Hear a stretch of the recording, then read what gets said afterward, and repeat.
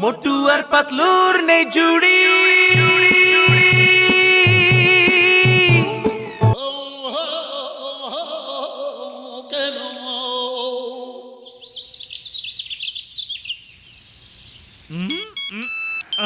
অসময় আবার কে ফোন করলো?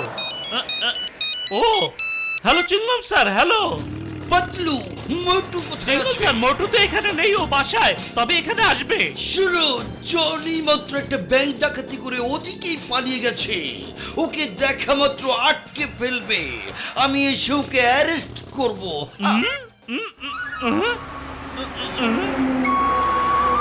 জন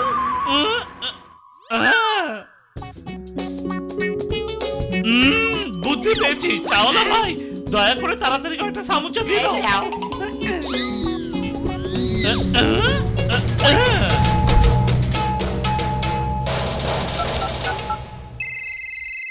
কি আশ্চর্য, পাত্র সামনে দাঁড়িয়ে থেকে আমাকে কেন ফোন করছে?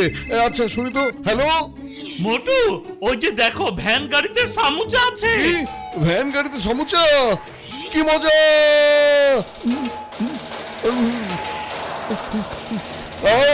গন্ধ সমুচা।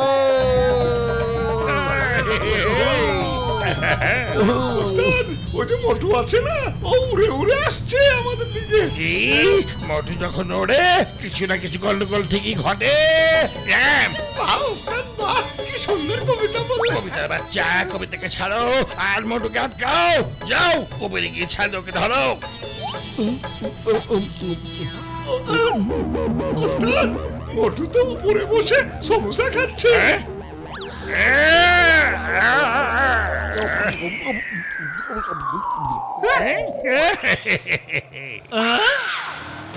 এই পাতলু, কোন দিকে গেছে জন? ওই দিকে।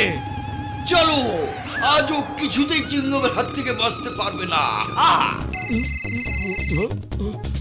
আচ্ছা মোটু, তুমি কি শুধু সামুচাই খাবে নাকি জনকেও আটকাবে? ও তো ব্যাংক ডাকাতি করে পালিয়ে যাচ্ছে। এক্ষুন ধরে নিয়ে আসছি। জন!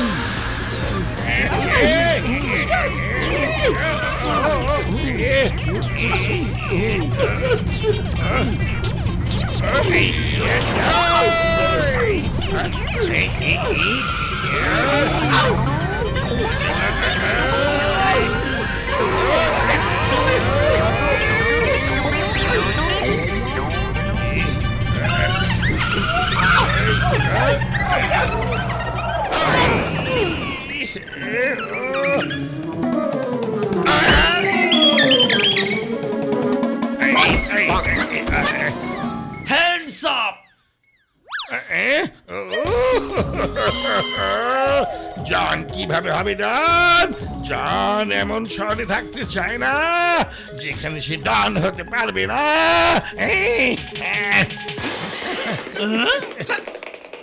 গেল তো।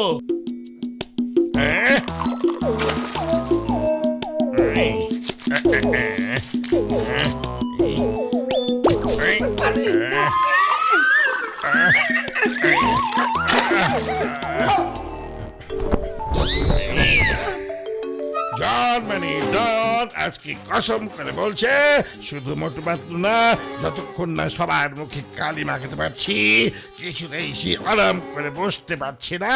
বুঝেছে ও? হ্যাঁ, বাহ ওস্তাদ, বাহ। একদম চুপ করো। আর আমার শয়তানি মাথায় যে বুদ্ধি এসেছে সেটা খুব মন দিয়ে শোনো বলছি। এই ওরে সালুখা, ওরে মালুখা, ওরে পারলু না বাসাবি। এই চাওয়ালা, ছোট মহারাজের জন্য চা নাস্তা দাও। দিতেছি। এই যে বাবা, আগামী বছর তুমি অনেক বড় একটা বক্সিং প্রতিযোগিতায় জয়ী হবে। আরে সাধু বাবা, আপনি কেমনে জানলেন আমি কেডা? আরে আজকাল তো আমি বক্সিং গ্লাভসে পরি নাই কা। আমি পড়তে পারি মানুষের কপালের লেখা ভাগ্য। তোমার কপালের উপরে তোমার অতীত আর বর্তমান লেখা আছে। যেমন এই চাওয়ালার কপালে লেখা আছে যে এখানে ও 20 বছর ধরে দোকান চালাচ্ছে। এ সাধু বাবা, আপনি কেমনে জানলেন? এটা তো কম লোকই জানে আমি 20 বছর ধরে ব্যবসা করতেছি। শোনো বাবা, আমি এটাও জানি যে তোমার 20 বছরের অভিজ্ঞতা ঘষিরা রামের 20 বছরের থেকে অনেক ভালো। আমি ঠিক বলেছি না? আরে বন্ধুরা, এসব ভণ্ড বাবার কথা বিশ্বাস করে ধোকা কেউ না বলছি। ওই তুমি তো ডাক্তার, তুমি একজন বিজ্ঞানী, সেই জন্য এই ধরনের কথা বলছো। কিন্তু তুমি একদিন এমন একটা ঝটকা খাবে যে এই ছোট মহারাজকে ঠিক কি মনে করবে। আরে ভাই, তোমরা এই সব সাধু টাধুর খপ্পরে পড়ো না জানো? এই তুমি যাও, শুধু সমস্যা খাও আর মজা করো। কি আশ্চর্য, ওই দেখি আমার সম্পর্কে সবকিছু জানি। ছোট মহারাজ, একটু বসুন, আসুন, আমরা চা খাই একসঙ্গে। না রে বাবা, আমি তো দেখছি এই শহরে থাকা নিরাপদ না, অনেক বিপদ আসছে এখানে। চলো, যত তাড়াতাড়ি এখান থেকে চলো যাওয়া যায় আমাদের জন্য ততই ভালো। হ্যাঁ হ্যাঁ এ বাবা, কি বিপদ আসতেছে আমাকে আগে কো। বাবা, আগামীকাল যদি এখানে আকাশ থেকে মাটির একটা টুকরা এসে পড়ে, তাহলে বুঝবে যে ভেতরে ফুরফুরি শহরের উপরে আরো মাটির টুকরা পড়বে, আর এখানে বাঁচবে না। বুঝতে পারলে? এত বড় মিথ্যুক আমি জীবনেও দেখি নাই রে বাবা। আর যদি কাল এখানে মাটির টুকরা পড়ে তাহলে কি হবে? আরে তাহলে বুঝতে হবে ওই সাধু বাবা মিথ্যে না, আসলে সত্যি বাবা। আর আমাদের পুরোপুরি শহরের জন্য কিছু একটা অবশ্যই করতে হবে। হ্যাঁ, কিছুই করার দরকার নেই। কাল সকালে এখানে কালিয়া নামে একজন রঙের দোকান খুলবে, আর আর মাটি যদি পড়ে আবারও, তাহলে পুরোপুরি শহরের প্রত্যেকটা মানুষকে ওই দোকান থেকে কালি দিয়ে মুখে কালো রং করে দুদিনই শহরে ঘোরাফেরা করতে হবে। আর যদি মানুষও তার মুখ ওই কালি দিয়ে কালো না করে, তাহলে পুরোপুরি শহর কোনোভাবেই বাঁচবে না। আপনি কোনো চিন্তা করেন না মহারাজ, আমরা সব লোক ধরে ধরে সবার মুখে কালো কালি লাগাই দেবো রে। জয় ছোট মহারাজের জয়। Anis allow, allow. আরে লাও, ওই দেখো সবাই ওখানে কালো রঙের দোকান খুলে ফেলাইছে। যদি এখনো দোকানে কেউ আসে নাই, কিন্তু পাথর পড়লে পরে সবার মুখ কালো করে ঘুরতে হবে, বুঝেছাও? আমার মুখ আমি কালো করব না। এসব ভণ্ড লোকের কথা আমি একদম বিশ্বাস করি না। আরে মুখ কালো করবো না মানে? একবার পাথর পড়তে দাও না মিয়া, তারপর আমি দেখুন কেটা করবো না কালি।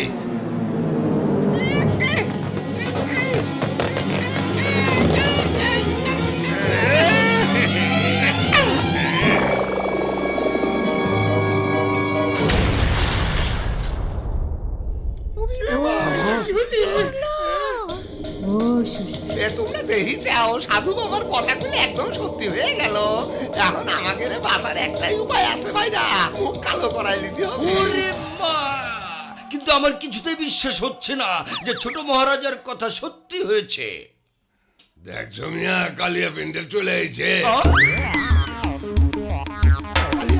কালিয়া সাহেব, ছোট মহারাজা কয়েছে সারা পুরপুরি শহরে সবাই আপনার কাছে মুখ কালো করে নিবি। ঠিক আছে, আমি করে দেব, তবে প্রত্যেকের জন্য 100 টাকা করে লাগবে। কালিয়া পেইন্টার টাকা ছাড়া কোনো কাজই করে না।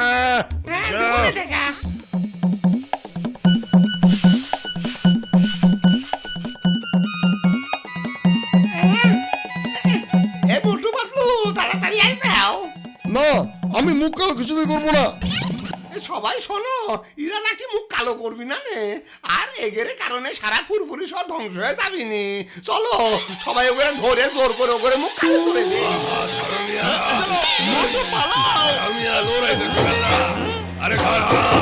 আরে মোটু, আমরা কতক্ষণ এভাবে দৌড়াবো?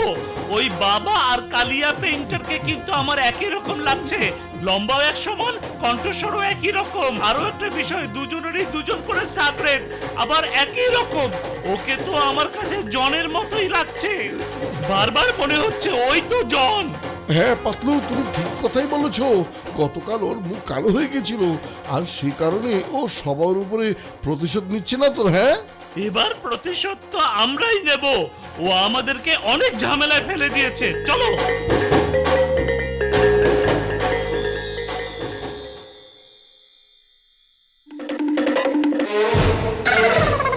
ধরো ধরো, ওখানে ধইরা মুখ কালো করে দাও মিয়া।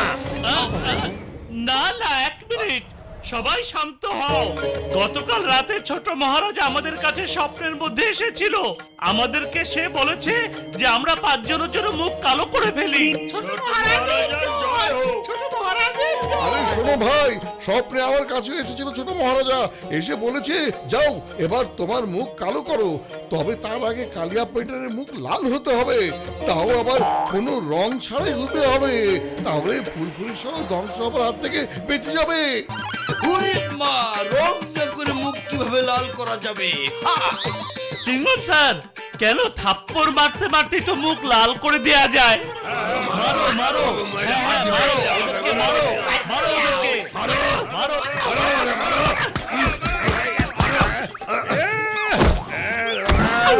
এই দেখো আমাদের মুখ লাল হয়ে গেছে, ছাড়ো আমাদের, আর মেরো না।